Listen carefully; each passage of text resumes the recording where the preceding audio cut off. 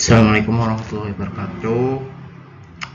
Selamat pagi, selamat siang, selamat malam teman-teman. Dan yang saya hormati Bapak Yunus Destaluarti selaku dosen pengampu mata kuliah Hukum Pemilu dan Politik. Nah, di sini saya akan perkenalkan, nama saya Muhammad Abidin dengan NIM 103233099. Saya di sini akan mempresentasikan tentang resume analitik Undang-Undang Pilkada bab 9 dan bab 10 seperti itu. Nah, untuk pendahuluan ada agenda yang presentasi yang akan saya sampaikan. Yang pertama, pendahuluan dan kerangka. Yang kedua, penetapan calon. Yang ketiga, hak memilih daftar pemilih. Yang keempat, analisis komparatif 3 generasi UU. Dan 5, pola perubahan dan kesimpulan. Yang pertama, tentang pendahuluan terlebih dahulu. Ada 3 UU yang dianalisis sekaligus. Yang pertama, Undang-Undang Nomor 1 Tahun 2015. Yang kedua, Undang-Undang Nomor 8 Tahun 2015 tentang revisi pertama setahun kemudian. Dan ada yang ketiga namanya Undang-Undang Nomor 10 Tahun 2016 di revisi kedua menyempurnakan lebih lanjut. Nah, pada pendahuluan kali ini, latar belakangnya mengapa undang-undang ini lahir, karena sebelum UU Nomor 1 Tahun 2015 ada Undang-Undang Nomor 22 Tahun 2014 yang sangat kontroversial karena mengembalikan pemilihan gubernur, bupati, wali kota itu ke tangan DPRD, teman-teman, bukan dipilih langsung oleh rakyat atau secara demokrasi. Nah, pada saat itu Presiden SBY menerbitkan peraturan pemerintah pengganti undang-undang untuk membatalkan undang-undang tersebut. Perpu ini kemudian disahkan pada zaman Pak Jokowi. Pas itu menjadi undang-undang Nomor 1 Tahun 2015 pada 2 Februari tahun 2015. Nah, intinya undang-undang ini lahir karena desakan rakyat agar pilkada tetap dilakukan secara langsung, seperti itu, teman-teman. Nah, ruang lingkupnya apa yang dianalisis pada materi yang akan saya simpulkan, materi yang akan saya sampaikan hanya bab 9 dan bab 10, total ada 12 pasal dan 52 ayat. Ada 12 pasal dan 52 ayat. Pendekatan yang digunakan adalah kualitatif induktif, yang artinya menghitung beberapa banyak pasal yang berubah lalu menarik kesimpulan umum dari kerangka tersebut. Nah, kerangka teoritis yang saya pakai yang pertama dari Robert Dahl atau kualiasi demokrasi, yang adalah demokrasi yang sehat butuh 3 hal: kompetisi, bebas antar calon, semua warga boleh memilih, dan hak pilih dilindungi. Nah, teori ini jadi tolak ukur apakah undang-undang pilkada sudah demokratis atau belum. Nah, Mark Olson atau neokonstitusional mengartikan bahwa perubahan aturan teknis atau prosedural sekalipun bisa mengubah hasil demokrasi secara besar-besaran. Jadi perubahan kecil di undang-undang pilkada bukan hal sepele. Lanjut ke bab 9 tentang penetapan calon pada pasal 51 sampai pasal 55. Nah, di sini ada di bab 9 ini ada 5 pasal, teman-teman, yang mulai dari pasal 51 sampai pasal 55. Total 26 ayat. Dari 5 pasal yang ada di bab 9 ini, 3 pasal diubah, teman-teman. Dari pasal 51, pasal 52 dan pasal 54. Nah, ada perubahan pokoknya di Pada perubahan kunci bab 9 mekanisme nomor urut. Nah, ini adalah perubahan paling signifikan di bab 9. Topiknya sederhana tapi bertambah besar. Nah, bagaimana nomor urut calon ditentukan? Sistem lama pada Undang-Undang Nomor 1 Tahun 2015, yakni dengan menggunakan pengundian terbuka, yakni nomor urut ditentukan lewat undian di hadapan semua pihak. Nah, semua calon punya peluang yang sama untuk mendapatkan nomor berapapun dan disaksikan oleh partai, gabungan partai, dan calon independen serta masyarakat lainnya. Nah, tapi ada kelemahannya pada pasal ini. Yakni berpotensi menimbulkan sengketa administratif karena dianggap kurang transparan atau hasilnya bisa diperdebatkan seperti itu, teman-teman. Nah, pada sistem baru Undang-Undang Nomor 8 Tahun 2015 tentang urutan pendaftaran, pada pasal ini nomor urut diberikan sesuai urutan waktu mendaftar ke kantor pemilihan umum. Yakni yang mendaftar lebih awal akan mendapatkan nomor 1 dan seterusnya. Yang daftar kedua akan dapat nomor urut 2 seperti itu.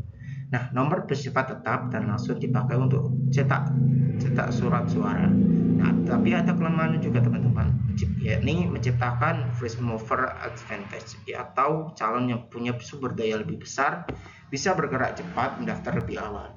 Nah, kelemahannya seperti apabila calon itu punya uang lebih banyak atau modal lebih banyak, itu bisa mendapatkan nomor 1 karena dia bisa mendaftar lebih awal. Nah, maknanya apa?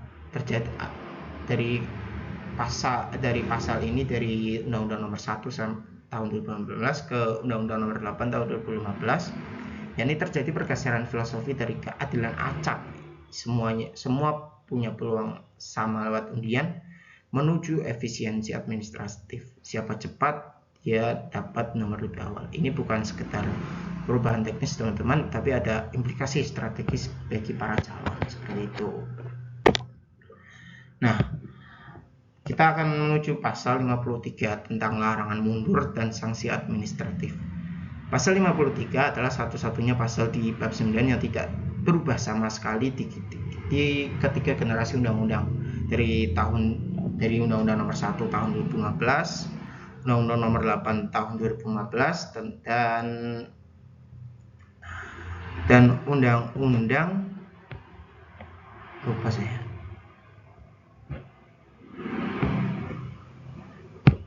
Undang-Undang Nomor 1 Tahun 2016. Nah, intinya ini menunjukkan pada pasal ini ada konsensus kuat di kalangan pembuat UU bahwa aturan ini harus tetap. Nah, isi 4 ayat pasal 53 yang berbunyi, ayat pertamanya yaitu partai politik atau gabungan partai dilarang menarik calon yang sudah ditetapkan oleh KPU. Begitu nama calon sudah diumumkan, partai tidak bisa tiba-tiba mencabut dukungannya dari pasangan calon tersebut atau calon yang diusulkan tersebut. Nah, ayat kedua, jika partai tetap menarik calonnya, partai tersebut tidak boleh mengajukan calon pengganti. Ini hukuman tegas agar partai tidak bermain-main dalam mencalonkan pemimpin untuk di legislatif maupun eksekutif. Nah, pada ayat ketiga, calon perseorangan atau calon independen juga dilarang mengundurkan diri setelah ditetapkan oleh KPU. Ayat 4, jika calon perseorangan tetap mundur, dikenakan denda 20 miliar. Nah, itu untuk calon gubernur. Nah, untuk calon bupati atau wali kota itu 10 miliar. Nah, analisisnya adalah besaran denda ini ditetapkan sejak pada tahun 2015 dan tidak pernah disesuaikan dengan inflasi yang sekarang. Nah, sekarang dolar itu, mungkin dolar tahun 2015 harganya sekitaran 13.000. Nah, coba kita bandingkan dengan dolar pada zaman sekarang, pada tahun sekarang, tahun 2026, yang sudah mencapai 17.000. Nah, hal ini tidak adanya sesuaian dengan inflasi. Jadi 20 miliar pada tahun 2015 itu murah di zaman sekarang, teman-teman. Nah, mungkin kedepannya pada pasal ini bisa diperjelas tentang disesuaikan dengan inflasi yang ada di zaman sekarang. Nah, pada slide ke-7 bab 10 ada hak bab memberi statistik angka penting, yakni dari bab 10 ini ada 7 pasal. Nah, secara keseluruhan 42,9% pasal diubah, 3 pasal dari 7 pasal berubah, lebih sedikit dibandingkan dari pasal 9 yang sudah saya jelaskan tadi. Di sini ada pasal 56 tentang hak memilih warga negara Indonesia yang minimal WNI udah 17 atau sudah pernah menikah. Terus pasal 457 syarat terdaftar sebagai pemilih dan mekanisme KTP elektronik. Pasal 58 tentang penyusunan TPS dan TPT oleh PPS. Pasal 59 tentang surat pemberitahuan dan pemilih tambahan maksimal 7 hari.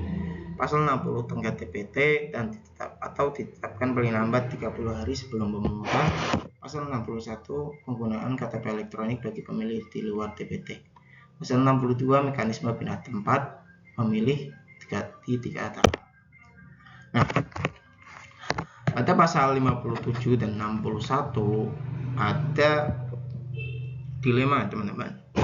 Ini masalahnya adalah bagaimana pemberlakuan warga yang tidak masuk TPT daftar memilih tempat tetap tapi ingin tetap memilih, seperti mahasiswa pada saat dia merantau ke suatu wilayah namun tidak terdaftar di TPS tersebut. Maka pasal ini mengatur, teman-teman, tentang hak warga yang tidak bisa memilih atau tidak masuk dalam TPT. Nah, sisi inklusivitas membuka akses seluas mungkin. Yang pertama, pemilih non TPT tetap boleh memilih dengan menunjukkan KTP elektronik. Yang kedua, ini mencerminkan komitmen bahwa hak pilih adalah hak konstitusional yang tidak boleh dihalangi hanya karena masalah administratif, hanya karena orang itu tidak sedang di tempat wilayah yang dia tinggal, maka orang itu bisa berhak tanpa halangan urusan administratif tersebut. Yang ketiga, pemilih tambahan bisa mendaftar paling lambat 7 hari setelah TPS diumumkan. Yang keempat, pemutahiran data dilakukan bersama oleh PPS dan Dukcapil. Nah, sisi integritas atau mencegah kecurangan ini di Undang-Undang Nomor 8 Tahun 2015 memperketat KTP elektronik hanya bisa digunakan 1 jam sebelum pemungutan berakhir, bukan sepanjang hari. Jadi apabila ada TPT tambahan itu dia datang minimal itu 1 jam sebelum pemungutan berakhir. Jadi kalau pemungutan ditutup pada jam 1, TPT tambahan itu hanya bisa datang pada saat jam 12 siang, seperti itu, teman-teman. Dan hanya berlaku di TPS yang sesuai di alamat di KTP elektronik, tidak bisa lintas TPS sembarangan. Nah, KPPS wajib verifikasi NIK dan mencatat secara berjenjang. Tujuannya adalah mencegah double voting, satu orang memilih lebih dari sekali. Nah, kesimpulannya, dilema ini belum terpecahkan sempurna. Semakin longgarnya aturan, semakin banyak yang bisa memilih, tapi rawan penyalahgunaan. Tapi semakin ketat, lebih aman dari kecurangan, tapi ada risiko warga sah yang terhalang memilih. Jadi pengetatan dilakukan secara bertahap dan harus hati-hati, bukan perombakan total. Nah, yang keempat, ada analisis komparatif dari 3 generasi undang-undang pilkada ini. Poin menarik pada slide kali ini ada di Undang-Undang Nomor 10 Tahun 2016 adalah yang paling inovatif karena mengatur paslon tunggal untuk pertama kalinya calon tunggal berlawanan dengan kotak kosong di surat suara. Yang kedua, ada poin menariknya adalah beberapa aspek seperti sanksi mundur sama sekali tidak berubah di ketiga undang-undang, menunjukkan adanya hal-hal yang memang sudah dianggap final oleh pembuat undang-undang tersebut. Nah, pada slide ini ada rekapitulasi statistik perubahan pada bab 9 dan 10. Ada total 52 ayat. Bab 9 dan 10, 50% dan 50% itu masih tetap, teman, masih tetap dan ada diubah. Jadi ada kesinambungan dari bab 9 dan bab 10 ini yang mengatur tentang administratif atau administratif pencalonan. Yang slide ini adalah tentang 4 pola perubahan regulasi undang-undang pilkada. Ini adalah slide analisis paling mendalam, menyimpulkan pola dari semua perubahan yang sudah dibahas sebelumnya. Pertama, pola 1, acak atau terstruktur. Penghapusan sistem undian nomor urut menunjukkan bahwa pembuat undang-undang lebih menyukai kepastian administratif daripada keadilan acak. Dampaknya calon yang lebih siap secara logistik bisa mendapatkan nomor yang kecil.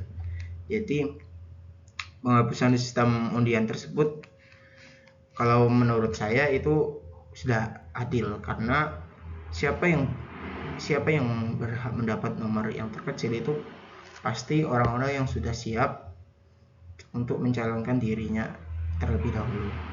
Yang kedua, ada pola pengetatan dan bertahap, incremental tightening. Aturan KTP elektronik tidak langsung diperketat secara drastis, tapi diperketat sedikit demi sedikit di generasi undang-undang. Ini adalah pendekatan hati-hati sambil melihat dampak di lapangan baru diatur lebih lanjut.